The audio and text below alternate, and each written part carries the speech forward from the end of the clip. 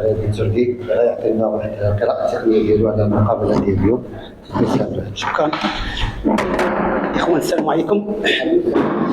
بالنسبة للمقابلة ديال اليوم ما كانتش مقابلة سهلة، كنا عارفين أن فريق المغرب التطواني عنده تركيبة بشرية في المستوى. كنظن أن المجيء ديال الأخ والزميل بن شريف أعطى واحد الإضافة خاصة في النهج التكتيكي.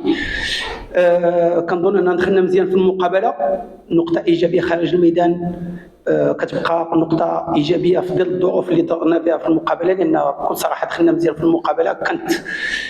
كانت عندنا فرص في الأول ما قدرناش باش نسجلوا، من موراها جات الورقة الحمراء اللي بعثرت أو شويه الاوراق ديالنا، اضطرينا اننا نديروا هذاك الدفاع المتاخر.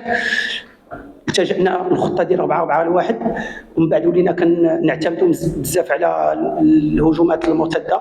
كنا نقدروا نسجلوا بها هدف، ولكن فريق المغرب التطواني بينتهوا على العلو الكعب ديالو، لان بكل صراحه عنده لاعبين في المستوى خلقوا لنا بعض المشاكل. كنظن عبد الرحمن الحواصلي كان ديسيزيف في هذه المقابله هذه.